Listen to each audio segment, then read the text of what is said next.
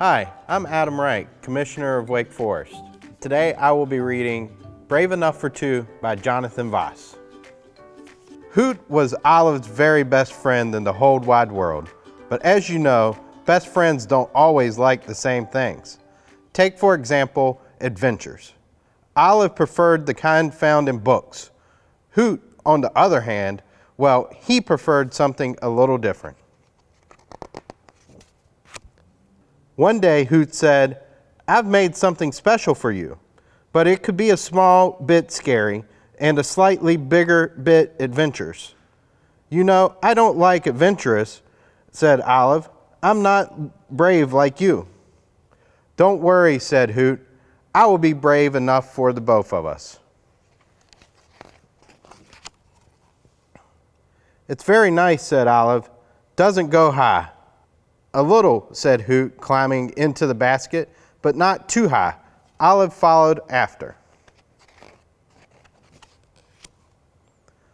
Up they rose, over rooftops and treetops, till the ground looked like a giant patchwork quilt passing beneath them.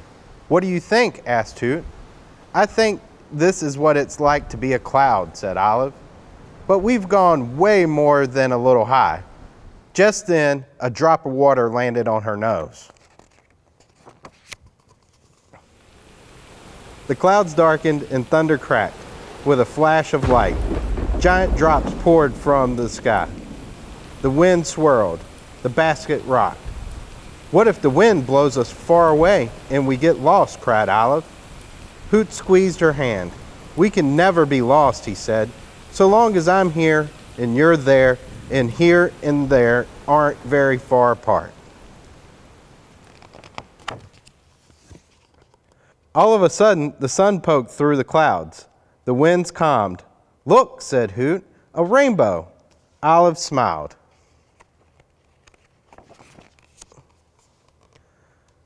Hoot untied the balloons one by one. Lower and lower the basket dropped, till it scraped the ground and toppled over. The pair rolled out, head over bottom into a patch of grass. "We made it," said Olive, in a surprised sort of way. "What should we do now?" "Of course we made it," said Hoot. "And now I have another idea." Hoot pushed the basket into the nearby river. "I've never been in a boat before," said Olive. "Then it will be the first time for the both of us," said Hoot. "Will we go fast?" asked Olive. "Maybe just a little," said Hoot, tying a flag to the new ship mast.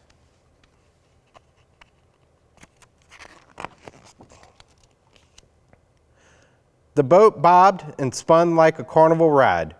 "What do you think?" asked Hoot. "I think we're going faster than just a little," said Olive. Down the river they sped till it became a bubbling cauldron of rocks and waves. "We're going way too fast," cried Olive. Hoot paddled with all his might. "Don't be afraid," he said. "I'll keep you safe." And he did. But on the shore, Hoot stood silent. "What's the matter?" asked Olive. Hoot picked up a piece of his stuffing. "I'm not feeling that well." Olive paused, but only for a moment. Then she said, "Don't worry, Hoot. I'll lead the way home. I will be brave enough for both of us." Hoot followed her every step. "It will be dark soon," he said. "If it gets dark, we might get lost." "Hoot," said Olive in a kind way, "so long as I'm here and you're there and here and there aren't very far apart, we can never be lost."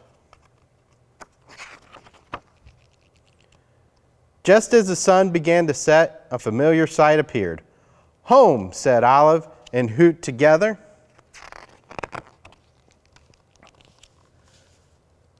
That night, Hoot got a patch for bravery, said Olive, "and tomorrow, how about I choose the adventure?" Hoot smiled. "I was afraid today," he said, "when my stuffing came out, but you were brave, and you kept me safe." "Don't ever be afraid," Olive whispered. I'll keep you safe. And she did. The end. Thank you for coming. I had a real fun time. I hope you did too.